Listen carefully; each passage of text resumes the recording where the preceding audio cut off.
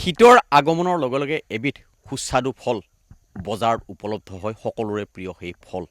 আৰু সেই ফলবিধ হৈছে কমলা টেঙা আৰু মই এখন 50 বছৰীয়া পুৰণি কমলা টেঙাৰ বাৰীত আছোঁ আৰু মোৰ কেমেৰা সহযোগীয়ে দেখুৱাব এই বাৰীখনৰ কমলাসমূহ লমালমে লাগি আছে আৰু এই ৰতনপুৰৰ এই কমলা বুলি ক'লে বিশেষকৈ ওদালগুৰি আৰু দৰং জিলাত এক বিশেষ সমাদৰ লাভ কৰে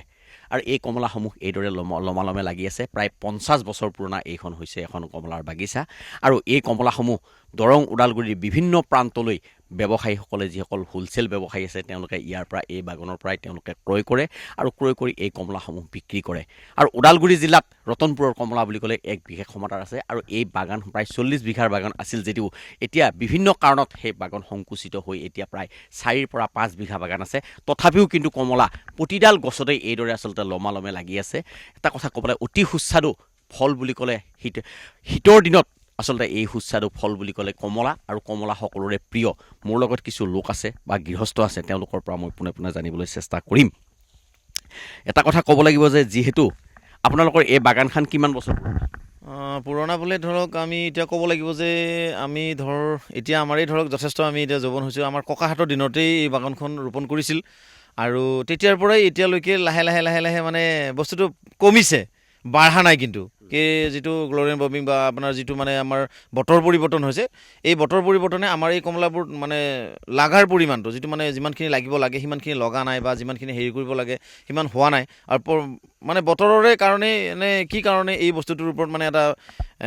যিমানখিনি হ'ব লাগে সিমান হোৱা নাই আৰু আগতে কিন্তু আমি দেখিছিলোঁ আমি যেতিয়া সৰু আছিলোঁ এই মানে এইখিনি কমলা ইমান লাগিছিলে যে এডাল গছ পাৰিবৰ কাৰণে চিন্তা কৰিব লাগিছিল যে আমি কেতিয়া শেষ কৰিব পাৰিম কিন্তু এতিয়া সেই বস্তুটো লাহে লাহে কমি আহিছে কিন্তু আছে কিন্তু হ'লেও কিন্তু যথেষ্টখিনি আছে আমাৰ ৰতনপুৰৰ কমলা বুলি ক'লে মানে বিশেষ এটা বজাৰ দখল কৰে হয় নিশ্চয় ৰতনপুৰ বুলি কোৱাৰ লগে লগে মানুহে ৰতনপুৰৰ কমলাটো খাই আচলতে অতিকে তাৰমানে সোৱাদপূৰ্ণ তাৰমানে খুব ভাল লাগে মিঠা আৰু ইয়াৰ যিটো মানে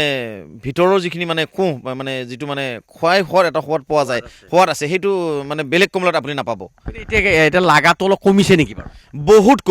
বহুত কমিছে আৰু এতিয়া নতুন গাছ আমি লগাই আছোঁ বাৰু নতুন গাছ লগাইছোঁ যদিও কিন্তু নতুন গাছবিলাকৰো প্ৰব্লেমটো এনেকুৱা হৈছে যে ঠিক এটা সময়লৈকে মানে ডাঙৰ হোৱাৰ পিছত সেই বস্তুটো মৃত্যুপ্ৰায় হৈ গৈ মানে লাগিব মানে কিবা এটা বেমাৰ মানে কি কাৰণে এই বেমাৰটো আমাৰ ইয়াত বুলি নহয় যে আমাৰ এই অঞ্চলতেই বৰ্তমান এই মানে বেমাৰটোৱে আমাৰ এতিয়া কিমান বিঘামান কমলা আছে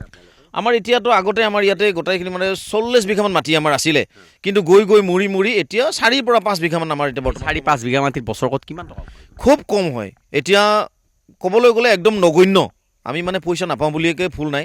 খুব বেছিতে 20-25 হাজাৰ টকাৰ ভিতৰতে এই পইচাখিনি আমি পাওঁ তাতকৈ বেছি আমি পাবলৈ সক্ষম নহওঁ কাৰণ কিয়নো আমি খুব চেষ্টা কৰিছোঁ যে গাছখিনি জীয়াই ৰাখিবৰ কাৰণে কিন্তু যিমানখিনি কৰিছোঁ কিন্তু সিমান সেই হিচাপে আমি টকা পইচা পোৱা নাইগৈ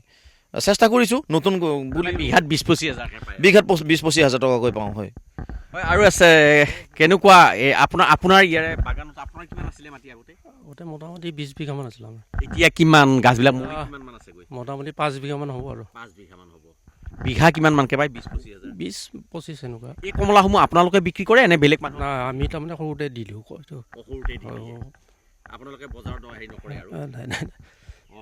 আৰু কিছু লোক আছে তেওঁলোকৰ পৰা আপোনালোকে হেৰি এই কমলাসমূহ ক'ত বিক্ৰী কৰে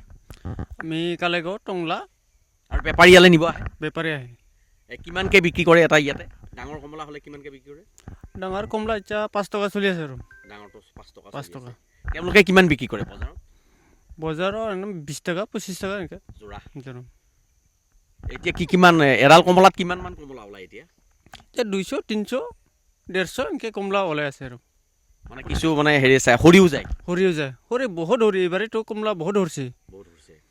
100ত এতিয়া 20% আছে আৰু ৰতনপুৰৰ কমলা বুলি ক'লে ভালদৰে বিক্ৰী হয় বঢ়িয়া খাবাও বিৰাট টেষ্টি লাগে মিঠা লাগে বহুত সোৱাদ আছে আৰু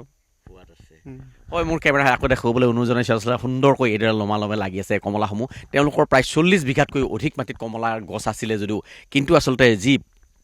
জলবায়ুৰ পৰিৱৰ্তনে হওক বা বিভিন্ন কাৰণতে হওক আচলতে কমলাৰ গছসমূহ মৰিবলৈ ধৰিছে এতিয়া মাত্ৰ 4 পৰা 5 বিঘা কমলাৰ গছ তেওঁলোকৰ আছে তথাপিও কিন্তু প্ৰায় 1 বিঘা মাটিত 20 পৰা 25 হাজাৰ টকা তেওঁলোকে এবছৰত ইনকাম কৰে আৰু কিবা কিবি কাৰণত হয়তো কমলাসমূহ কিছু কমলাত ইতিমধ্যেই সৰি সৰি যাব ধৰিছে আৰু এইদৰে আচলতে ৰতনপুৰৰ কমলা বুলি ক'লে বজাৰ এক দখল কৰে ওদালগুৰি জিলাৰ লগতে বিভিন্ন গুৱাহাটীৰো বিভিন্ন ঠাইলৈ ৰতনপুৰৰ কমলা যায় আৰু এই কমলাসমূহৰ বিশেষ সমাদৰ আছে শীতৰ দিনত আচলতে কমলা বুলি ক'লে সকলোৱে আচলতে খাবলৈ মন কৰে আৰু এই কমলা ৰতনপুৰৰ কমলাই সমগ্ৰ ওদালগুৰি দৰং জিলাত এক বিশেষ সমাদৰ লাভ কৰি আহিছে আপুনি বিচৰা বাতৰি পাব কেৱল নিউজ 18 এপত নিউজ 18 এপ ডাউনলোড কৰিবলৈ স্ক্যান কৰক এই QR কোড গুগল প্লে ষ্টৰতো পাব এই নিউজ 18 এপ